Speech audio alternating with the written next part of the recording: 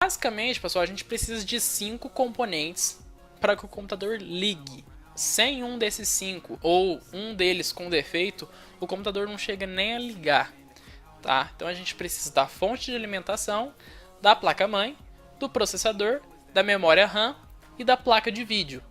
Esse último, a placa de vídeo, gera um pouquinho de confusão entre os alunos quando é passado isso em aula. Por quê? Muitas pessoas falam assim: ah, mas o meu computador não tem placa de vídeo, é do jeito que eu comprei na loja, ele tá. Só que tem um detalhe, pessoal, o computador, ele pode até não ter uma placa de vídeo off-board, tá? Que é uma placa de vídeo um pouco melhor.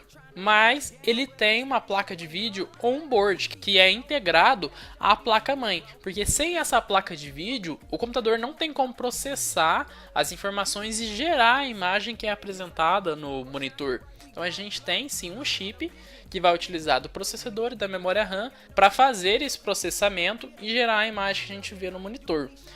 Então a gente coloca esses 5 componentes, liga e o computador aí sim ele funciona. A gente costuma chamar isso como modo diagnóstico. Por quê? Como eu disse, sem um desses 5 ele não chega nem a ligar. Então se a gente colocar esses 5 componentes e o computador não ligar, um dos 5 está com problema.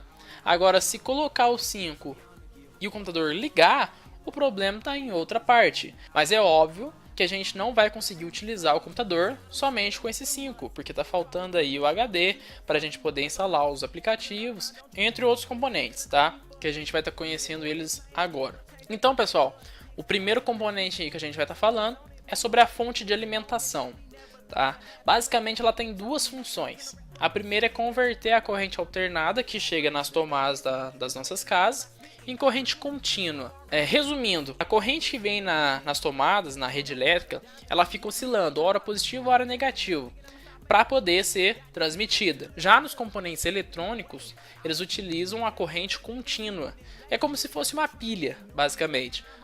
Num ponto positivo e no outro ponto negativo. Uma corrente, uma tensão contínua. Depois que a fonte de alimentação recebeu a corrente alternada, converteu em corrente contínua, ela vai para a segunda função dela, que é fornecer energia elétrica ao computador. Tá? A gente tem aqui dois modelos. Aí aqui a gente tem uma fonte genérica, né, que a gente vai encontrar aí na média de R$50. E aqui a gente tem uma fonte um pouco melhor, uma fonte profissional mesmo, podemos dizer assim, que vai fornecer a potência que ela indica. É uma fonte que vai aguentar o tranco mesmo. A gente tem fonte modular, semi-modular, que a gente vai entrar em detalhes mais para frente. E ela tem uma certificação que é uma fonte real. Tá? Então ela vai fornecer aí uma garantia melhor, uma qualidade melhor ao computador, porém a gente paga muito mais caro por isso. Depois aí a gente tem a placa-mãe. Placa-mãe do inglês aí é motherboard. Ela é o componente responsável por interligar todos os outros componentes e permitir o tráfego de informações entre eles. E também ela vai pegar a energia fornecida pela fonte e fornecer aos componentes que estão ligados a ela. Então aqui a gente tem o modelinho mais antigo, se eu não me engano é a mais antiga. A gente só tinha aqui a saída para o teclado. Aqui uma placa-mãe intermediária, já com arquitetura padrão, que é os slots para memória RAM, o socket processador, as saídas aqui on-board. E aqui uma placa-mãe, também com a mesma arquitetura, porém com tecnologias melhores, placa de som melhor, USB 3.0, conectores banhado a ouro para permitir melhor o tráfego da informação e recursos bem melhores, tá? Basicamente da placa-mãe é isso. Depois a gente tem aí o processador. Esse sim, pessoal, é o CPU. Muita gente chama aí essa caixa preta que está em cima da mesinha de vocês como CPU, mas na verdade ele é o gabinete. CPU é somente esse chip pequenininho aqui, pessoal. Do inglês é Central Processing Unit, é a unidade central de processamento. Então ele vai trabalhar como se fosse o nosso cérebro. É o que vai fazer o processamento lógico e matemático do computador.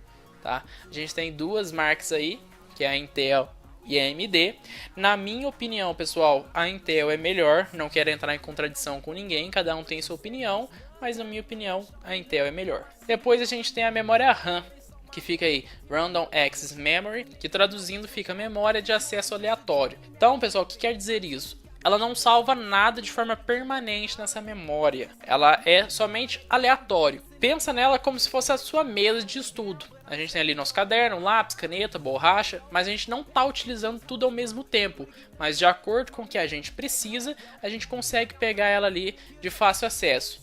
Basicamente a memória faz isso, tá todas as informações ali que a gente está utilizando e tudo que a gente precisa, a gente busca aí na memória RAM. Mas quando a gente desliga o computador, as informações são zeradas. Depois a gente tem o hard disk, que é o HD, tem outros nomes também, como Winchester. Aí sim é onde ficam as informações gravadas de forma permanente, tá pessoal? É desde que ele não danifique, é claro. A gente tem aqui um disco que fica girando, geralmente varia de HD para HD, mas na média de 7.200 RPM, que são as rotações por minuto. E o braço de leitura ali fazendo a leitura e a gravação das informações de forma magnética. Depois a gente tem os drives ópticos, que estão deixando um pouco o mercado aí, porque muita gente já praticamente não utiliza mais essas tipos de mídia, que a gente utiliza muito aí, pendrive, cartão de memória, HD externo, mas a gente tem aí os drives ópticos, que fazem a leitura e gravação de CD e DVD, e as mídias mais atuais aí, que são os Blu-ray, tá? Que tem uma capacidade maior de armazenamento e uma qualidade melhor aí nos filmes. E para acomodar todos esses componentes, pessoal, a gente precisa de um gabinete, que volta a repetir, não é uma CPU, ele sim é o gabinete. Então a gente vai pegar esses componentes e acomodar aí no gabinete. Vai ter a função de acomodar, proteger eles aí. Nós temos gabinetes mais simples, até gabinetes mais personalizados, com placa de acrílico, fãs coloridos, e que vai fornecer aí uma passagem de ar melhor, vai tirar o ar quente expelido aí pelos componentes, que isso prejudica o computador, prejudica o desempenho, que vai eliminar esse ar quente e colocar um ar frio de novo ali no computador. Depois, pessoal, a gente tem as placas off-board. O que é isso? Qual que é a diferença de placa on-board e off-board?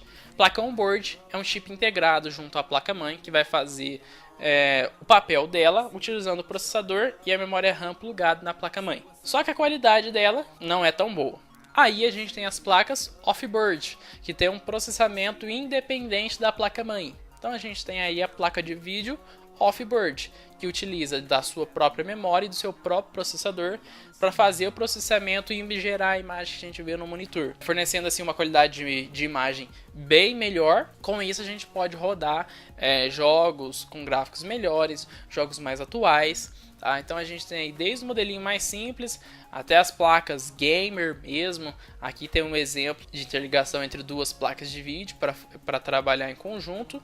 E a gente tem as placas de vídeo profissional também, para quem trabalha com modelagem, renderização, que exige um processamento muito mais rápido. Tá?